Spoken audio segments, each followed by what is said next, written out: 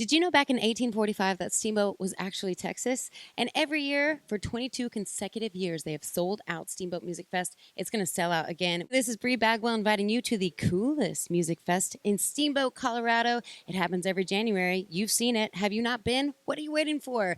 It is the original Texas Music Festival with over 50 bands in the Texas and Red Dirt music scene. You never know. Kevin Fowler might be just eating lunch next to you one day. With the Steamboat Music Fest package, you get 6 days of mountainside lodging, 4 days of lift passes, 1 night lift pass. Don't miss out. You're going to have so much FOMO if you're watching on social media. So just go to themusicfest.com, sign up for that email newsletter. You can get on the wait list. You never know. Steamboat Music Fest, down home, up high. Come get real with us. Steamboat Music Fest.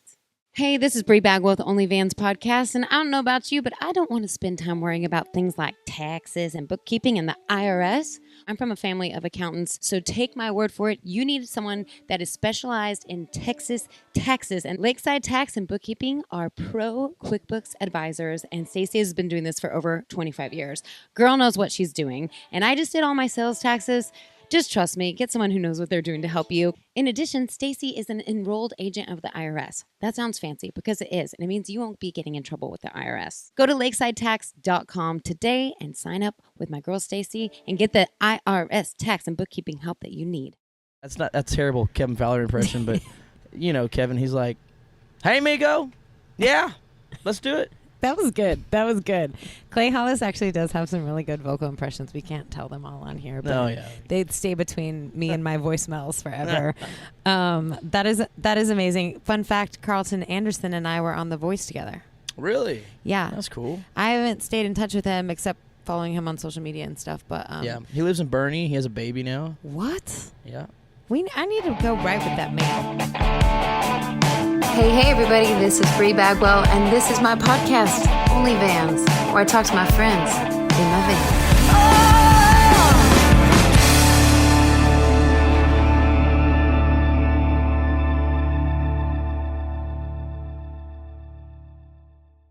I think you look great. I look like I just crawled out of... You have a Coetzel hat on? You look great. I can change my hat. No, I like that hat. Oh, okay. Why do people assume that I don't like Coetzel? Coetzel is my friend. I'm going to open a watermelon stand and just stand there so he can come drive by in his tour bus and fund my next record. Did you hear about that? Something about he bought watermelons for like a bunch of people or something? He bought like all the watermelons from this one watermelon stand. Like they just pulled the bus over and he bought every watermelon. Hey, man, pull the bus over. I'm going to buy those watermelons. So I think that I'm just going to like open my own watermelon stand and just be like, I'm going to get his routing because I have the rest of this record to pay for. And I think that he would appreciate that. Co's always been very nice to me. Has he been nice to you? He's nice to me. He's nice to my brother, of course. You know. Oh, yeah, your brother works for Coetzel. Yeah. I didn't even have that on my list to talk about. He's going to be Coetzel's pilot. Are you sure this is a good idea? Hey, man, they can. If it's Co's idea, I'm sure it's a good one. Oh, that's really nice. You just say that. That's like the opposite about how his pyrotechnic team feels about him. But amazing. Well, you love boats, and your brother loves planes. Do you have another brother who loves automobiles or something? No. We just. My brother and I both have always been, if it operates or you can do it or like, you know, whatever it might be, we want to do it. Okay. So. I believe that about you. Roller coasters, airplanes, heavy equipment, boats, fast cars, diesel trucks, you name it.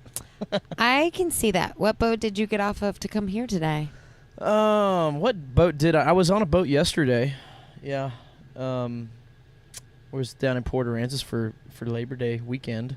Were you fishing? And no, didn't get to fish. It was crappy weather, man. But you didn't come to my show, so that's cool. Listen, you played at the same time as Cody Canada. So we like got out of there, and then right when we were leaving, Cody Canada knocked on the RV to say goodbye. And what am I going to do, not talk to the nicest man that ever existed? Yeah, no. So then By the time we got to the RV park, it was supposed to be a pull-through spot. It was a back-in spot. So by the time we got the RV backed in, it was like 11:58, and the bar closed at 12. So I missed your set. I'm sorry. And then I was hot because we played on an uncovered stage. I think I was overheated. We'll How get was your through these show? troubled times, man. I know. It's I know. okay. How was We had the a good show. We had a really good show. That place down in Port A, the Sip Yard. There's so many awesome venues to play in Port A now, Yeah. but Sip Yard's awesome. Yeah, it was a really good crowd, and they have really nice production, and Good. that's always nice, right? When Yeah. you go to a place and it's good stage, good lights and sound. What? Wait.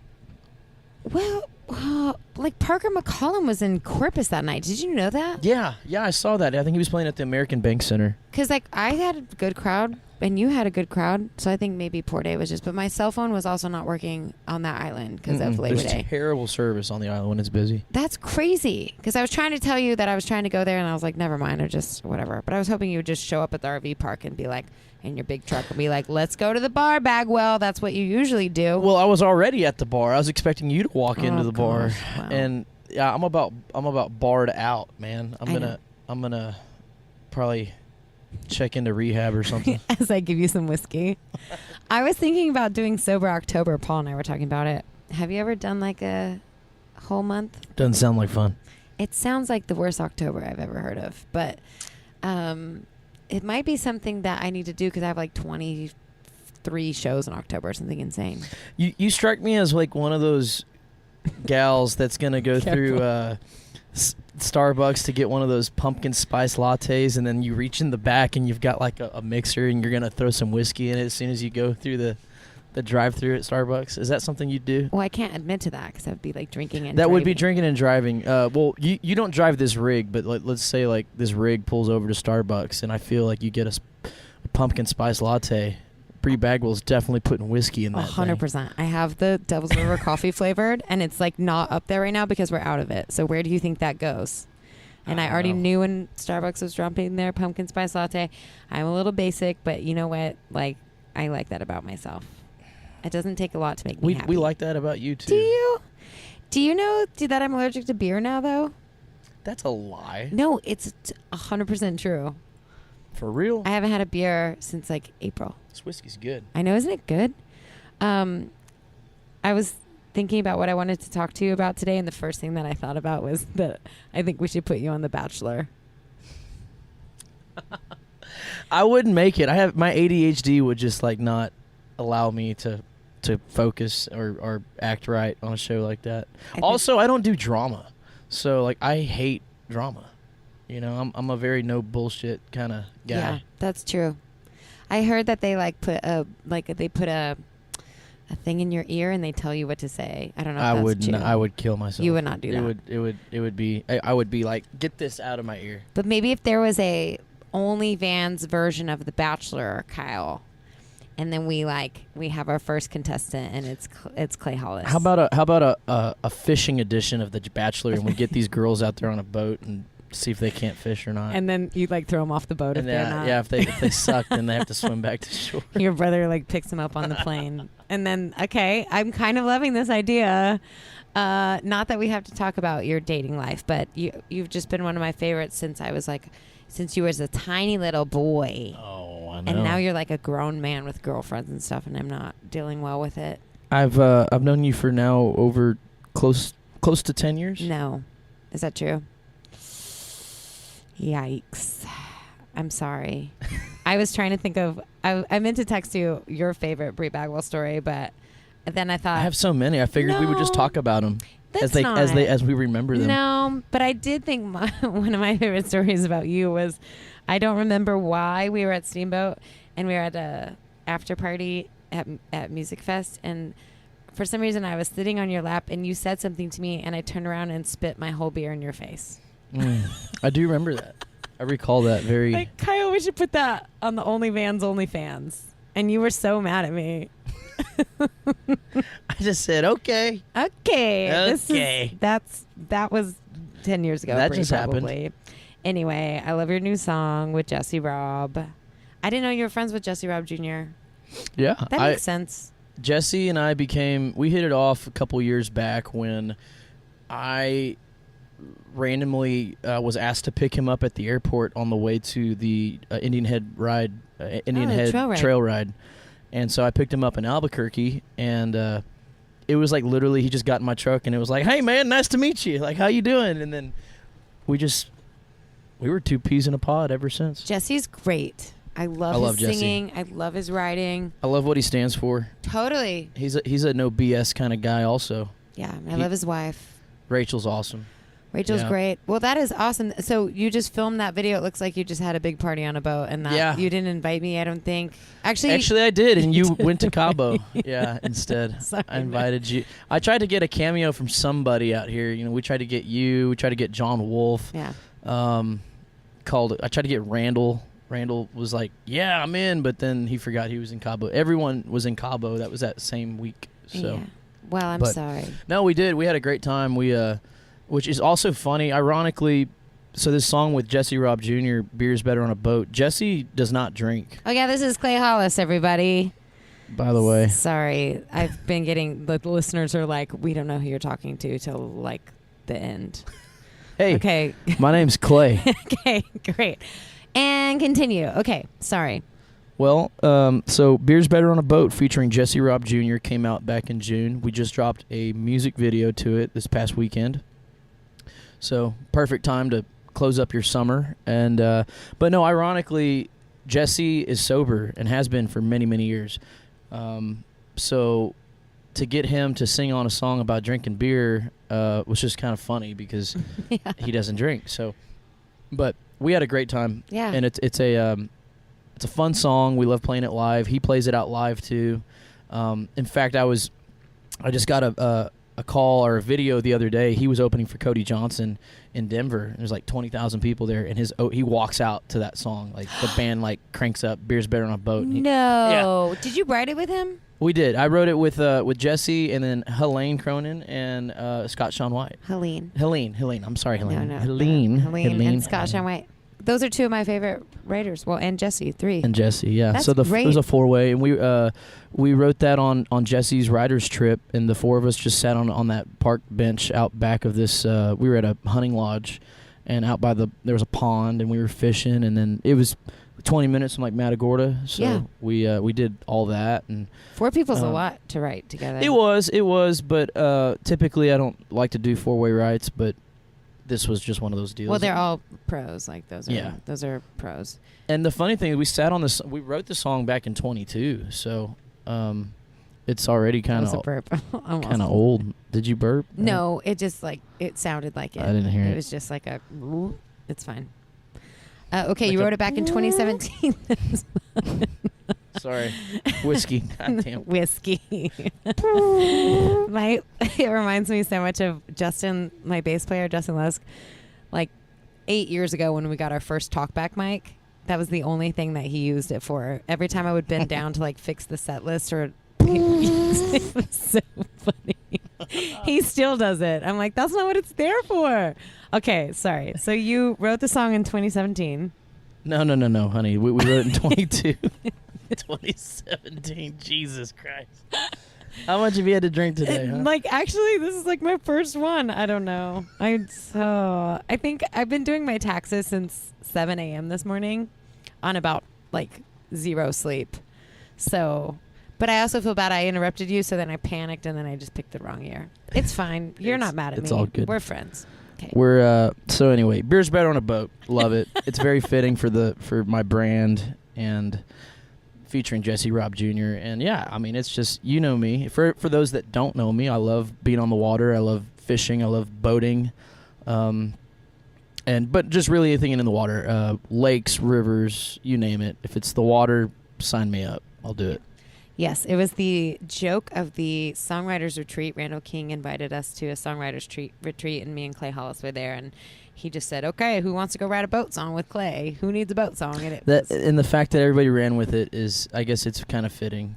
I need to post it to my reels. I don't think, but I didn't know if you would get mad if I posted it. No, of course not. I don't. You know that I have like the thickest skin. I was raised by a Mexican mother, so like I got yelled at for 18 years of my life. And other things too. So your parents are hot. they're hot. Well, they're like good-looking people. Like they're good-looking people. Yeah, definitely. My dad's 66 years old and does not look 66. My mom, I won't give her age out, but she's a very beautiful Hispanic woman. Mm-hmm. That's where I get this darker skin tone, I guess. I turn golden brown in the summer. Yeah. Everyone's like, "Man, you're Mexican." I go, "Yep, Half. I'm half." But I speak better Spanish than you. You do. But You that's actually- okay. 100%. No, I'm joking. Your dad, I love your dad helped me out with a nice little legal matter. Kyle was a part of that. Well, Kyle was on my team. On our team. Yeah. But somebody was holding my merchandise hostage, and your dad helped me get it back. Definitely. Yeah, shout out to my dad. He's been my attorney for like the beginning of my music career and helps me out with contracts and all kinds of stuff. So it's cool to have a free attorney on a free basis. That's right. On retainer. That's right. Thanks, Dad. Thanks, Dad. My dad's an accountant, so I feel that in my soul. Nice to have that sort of. What do you think? I know. He just held the microphone up to Whiskey. She loves Clay, though. She loves him. So what about this duet with Fowler? Like, how did that come about? Oh, man. Are you just duetting with like, fun dudes, and you just don't do duets with fun girls like me? You just only dudes? We should. We need to. We'll do a drinking song together. And that, I guess they're another drinking song. Yeah. On about a boat. Whiskey on a boat. This song came, my buddy Carlton Anderson actually pitched it to me, and I was like, man, this is a cool song. I always said that it sounded like a Kevin Fowler song. And I was like, man, Kevin Fowler should sing on this thing. He's like, man, that'd be so cool. I was like, man, I'll just call him and see if he'll do it. And so I called Kevin, and he heard the song, and he's like, hey, man, yeah, sounds good. Sounds great. Let's do it. I'm like, that's terrible Kevin Fowler impression, but Kevin, he's like, hey, Migo, yeah, let's do it. That was good. Clay Hollis actually does have some really good vocal impressions. We can't tell them all on here, but they'd stay between me and my voicemails forever. That is amazing. Fun fact, Carlton Anderson and I were on The Voice together. Really? Yeah. That's cool. I haven't stayed in touch with him except following him on social media and stuff, but yeah, he lives in Bernie. He has a baby now. What? Yeah. I need to go write with that man. He's a great writer. We write all the time. In fact, we wrote last week with Bernie Nelson. Oh my gosh. Yeah. So we try to write a bunch. Well, that's interesting. Yeah, he was a great singer. The Voice was such an interesting thing, and I kind of got to just meet some nice people, but he was one of them that I thought was just a great singer, great artist. But I didn't know he lives in Bernie now. That's fun. And Logan Tucker moved down here too. Saw Logan Friday night. He came to my show. That was fun. I didn't come to your show. Are you rubbing it in? We ended up drinking. Yeah, that all my other friends came to my show except you. Well, we have to point out that you also did not come to my show. Well, right. We were. I guess we were playing about the same time. Yeah, it just didn't work out, but it usually does. Whenever we're in Port A, I go hang out with Clay Hollis, and we get in way too much trouble. It's a dangerous place down there. It sucks you in if you're not careful. Yeah, you have to be careful. You got to be careful. I wonder if, did you ever live down there? Or during COVID, I was living down there on the boat. Yeah. Does that become a very small town very fast? Oh, yeah. Small town drama stuff. Yeah, that doesn't strike me as a... But I love Port A in general. And there's a lot of good people there. And then, not to say anyone's bad, but, some people just come with baggage, and I just try to, like I said, I don't do drama, so I try to stay away from the small town, beach town stuff. Hey, this is Bree Bagwell, and if you want to listen to this podcast early and ad-free, subscribe to my Patreon at www.patreon.com/Bree Bagwell. Are you ready to take your merchandise to the next level? Well, just ask me who I use, and that is CH Lone Star Promo. They specialize in screen printing and direct-to-garment, embroidery, laser engraving, anything promo related, they can do it. Step up your merch game now with CH Lone Star Promo and tell them Bree and Whiskey sent you. But I don't live there anymore. I'm in San Antonio. You do live there. Yeah, but I never know where you live. You're kind of like I'm a vagabond. You are. You're a little mysterious little troubadour. And you like it that way. Either in my truck or the Sprinter van or... With my ID, remember? Yeah, you left your ID in my truck for a year. I never found it. I was like, where? I guess I lost it. And then you're like, guess what I just found under the seat? Yeah. Like, yeah. What a sorry. time. Sorry about that. But wait, are you still recording these songs with Bart Butler, or are these different? Where are you recording No, these I now? never recorded with Bart. Bart's Why do pitched I me. think that? Well, I cut a bunch of Bart's songs. Ah. That's probably what you're thinking. But Bart Butler from Hondo, Texas, a Nashville songwriter. Love him. He produces Midland and John Party. If you don't know who John Bart Butler Party. He is. did all that stuff, and he did a project on Randall at one point. And Mario, he did a bunch of Mario Flores a bunch of stuff. Gabe Garcia stuff. He's worked with all of us, kind of Yeah. in some capacity. But Bart's a great songwriter, and anyhow, I'm still recording music in Nashville. I'm in between projects right now, but I'm just trying to write music, and then I'll. I don't know. I'm actually shopping around a new producer right now. So Interesting. I think I'm going to be working with a friend of mine who's been on the mixing engineering side of things. He's never produced before, and so shout out to my buddy Chris, who I think is going to be stepping into that role for us. That's exciting. That is I think that's a great plan, because they kind of know the back end and what they wish that they had. You know, like when they're mixing, they're like, I wish this had more of this, or I wish this had different takes of this. So that might be a really good. That's exciting stuff. But where'd you record the last two then? I did the full length album I did, and these last singles, the Fowler song, the Jesse Robb, I had one called Test Drive, and then Blue Collar Prayers. It's all from Omni Sound Nashville, Yeah, which great. of course it's real sad. Omni's not there. They leveled it like last month, or right, I guess here at the end of summer. I didn't know that. It is gone. Oh, that is sad. Yeah. Well, change in Nashville. You know Yeah. how it's going. Oh yeah. Sure Nashville. do. It's crazy for me because I've been going to Nashville for close to 10 years now. My first time to Nashville was in 2015, so I lied. 9 years. You was a baby. You but- weren't 21 yet. No, I wasn't. I was but- giving you beer back then, or trying. yes. And but yeah, it's just to see the town grow and but continue to write and see people come and go, and then that piece of history for a studio was kind of sad to see that studio go. A lot of people Totally. recorded there, but I know, that is so sad. I didn't know that. and really the reason the worst thing is like that it was like the most affordable place, the most like bang for your buck, if you will, because it was for an independent artist like us, we don't have label money to help go fund a project, so it was a very affordable place to record music, and I'm sad that it's gone, because now wherever we go, it's going to cost a freaking fortune. So. I know, it's so crazy. I just did 5 songs at the Smokestack, SMOAK. It was like the coolest, vibiest studio I've ever Cool. seen. It's in Nashville. Can't wait to hear it. It was, thank you. It was like, I was blown away by how cool that studio was. I also do stuff at Sound Emporium, of course, half a day stuff I'm there. not that rich. Well, I just did them in half a day. You can do half-day sessions there. Yeah. And A little bit more affordable. Yeah. And the last time I did it, I was in the smaller studio, and then no one was in the bigger studio, so they just like upgraded me, which was cool. super cool. And then the time before that, I was recording next to Robert Plant and Allison Krauss. How about that? Just saying, you just could poke do. your head in and be like, "Hey guys, sounds great." Well, I went out, and like Allison she was so nice, and I was like, because Paul's like a giant Allison Krauss fan, Yeah. and he just like walked out and like grabbed a piece of candy and like walked back and like didn't even make eye contact with her. It was so cute. I was like, and she was so nice, and Robert Plant was so nice, and he wanted to steal my bandana, and I was trying to get him to pay for it because I was trying to make a record. It's crazy expensive. How are you paying for that? Just gigs? Yeah. Doing any sort of like just crowdfunding or anything, or just I playing haven't done live? any crowdfunding.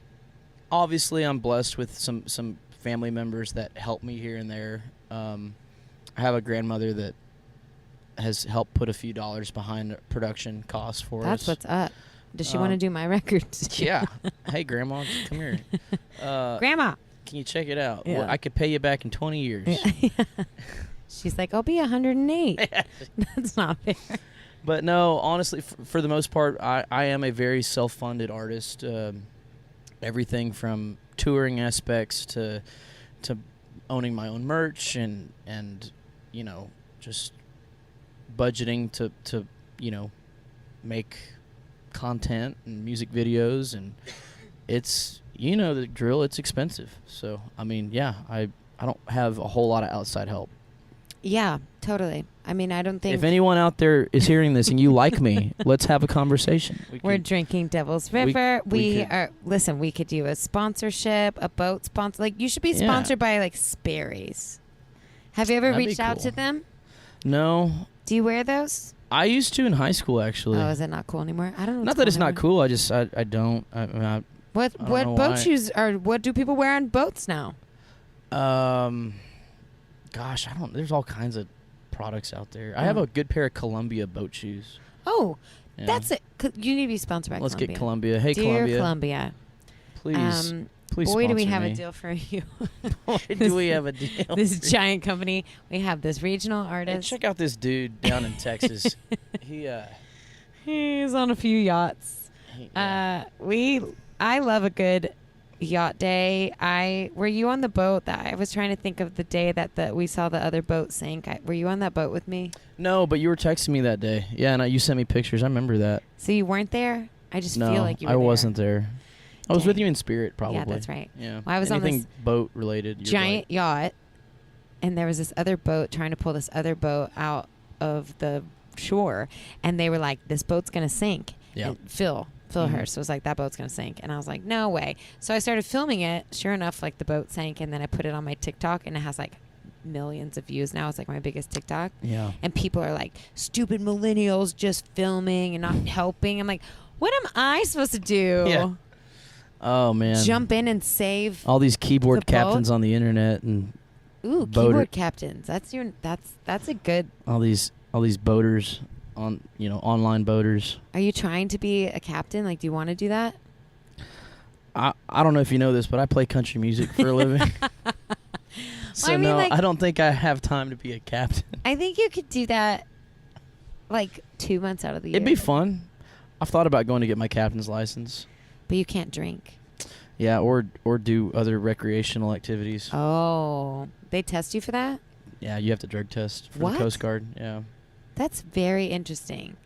But every captain I know is just like living their best life whenever Absolutely.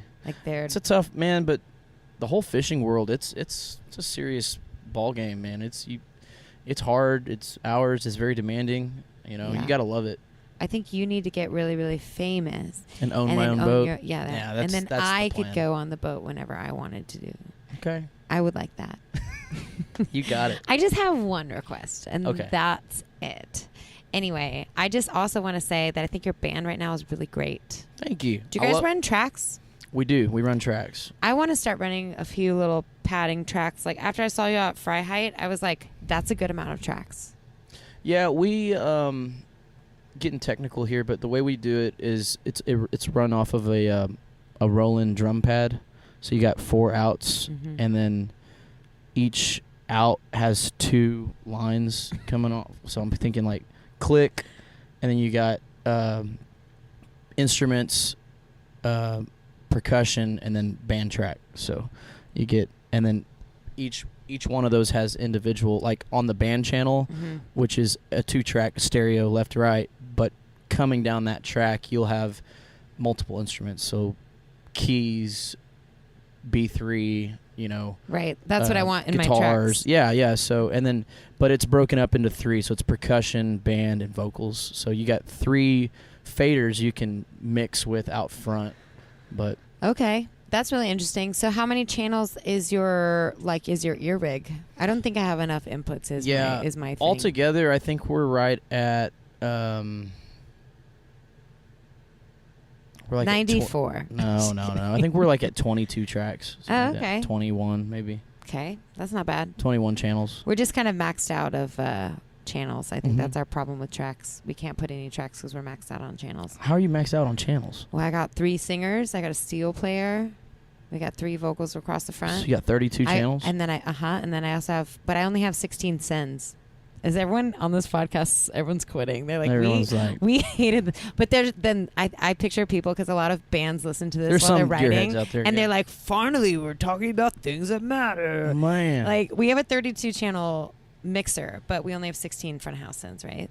Okay. So And are is you that- split? Oh, because you're split using the other 16 for your monitor side? Yes, so we got our talk back and everything, but that's why things aren't 1-to-1, which gets complicated. Yeah. But We're I just need, 1-to-1 for the most part. I really need to just buy another. But the thing is, I'll Paul- sell you an M32. Okay, hold on. You want to?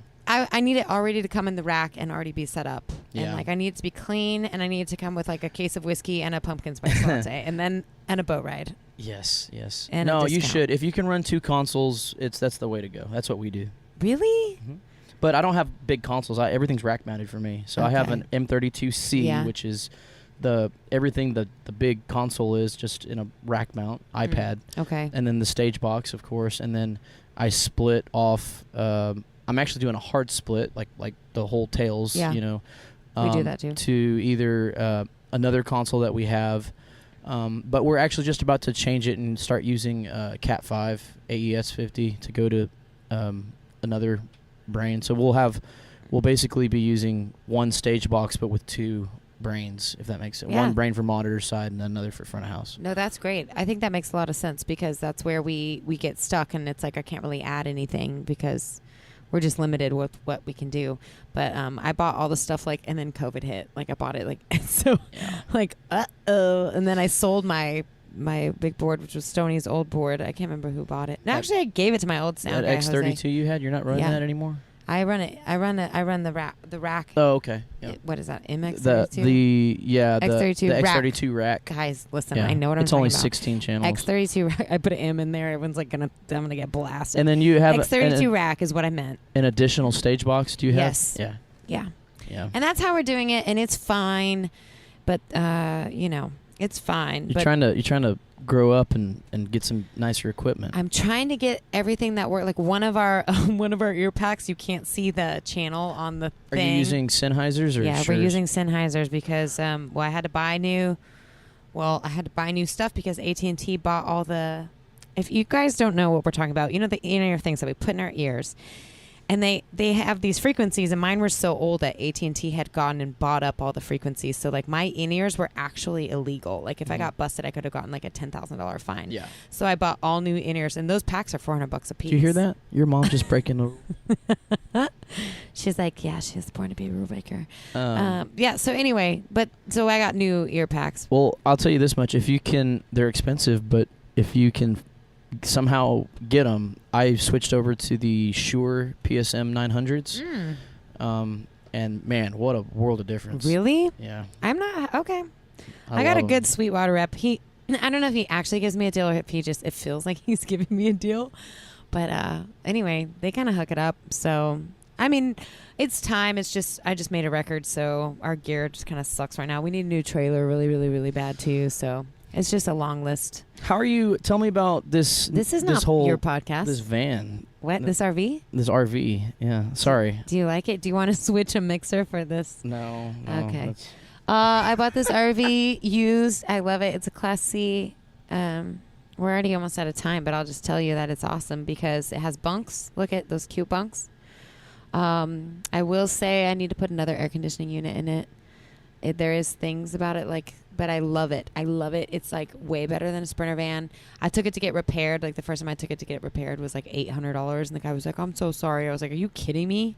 This is the best day of my life." Like, Yeah. it's really cheap to repair, at least so far. And been reliable. Yeah, it tows like a dream. It has an 8,000 pound towing capacity, so it tows like better than any van I've ever owned. Man, what else do you need? It has a microwave. Well, I feel really bad because like who was in here the day like Jared Morris and like Josh Greider were in here and the generator wasn't working, and I didn't realize you could just like plug it into my house and like it's running off of that right now. So like, Off of a wall plug? it's running off a wall plug, which I think you're not supposed to do but I went on the Reddit forums and I think it's fine. That's what I do with mine a lot. Yeah, It's as long a- as you're is not this- like turning on the microwave. Yeah. That's what we learned that the other day. But your Sprinter van's awesome. You got John Wolf's. No. We What? gonna maybe buy it. Mike and the Moon Pies or Silverado. Mike ended up with his old van. Well, what was the one I saw the other day? Mine is it's a similar build out, but yeah, I've had mine for 2 years now. I thought bought that mine was John's. No, I bought mine in Nashville. I love your Sprinter van. Thank you. It's got colors, like you can change the Yeah, color. it's got like the discos in the. It's got the I'm in my 20s like features. Like this has none of that. Mine's like I have a phone charger and like a good blanket and like an ice chest cooler, and that's about as cool as it gets in here. But it's spacious. I mean, I like it. Yeah, when you put that slide out, it's great. Yeah. I can't believe that me and Clay Hollis just had a gear nerd episode. Like, who would have thought? Like, one of my best friends. What else do you want to talk about? No. I mean, we did it. We're already over time. I just thought that we were, I was like, Clay's going to come talk so much trash about me as a person. And then we were talking about, I'm proud of us. Like, look at us being adults talking about our gear. I feel like nobody wants to hear about that, though. About the gear? Our gear. There's going to be like one person that reaches out and is like, thank you so much for finally talking about gear. Yeah. But if you have one more thing you want to say, don't say it. Don't say it. What? Oh, I thought you were going to say something bad about me. No, okay. I don't. You know me. I do have to say, like, I am drained right now. Like, you know me. I'm actually normally a little bit more lively, but I thought you were fantastic. Really? Don't well, overthink it. Okay. It was a really good. Yeah. People are gonna see this and think, God dang, man, that Clay guy is boring. No, what he's saying is, if you want to be on The Bachelor, on the Texas edition of The Bachelor, he's gonna have a lot more pep in his step. Yeah. I get it. Sign me up. Listen, I'm tired too. I think it was a great episode. Kyle's like, you guys sucked.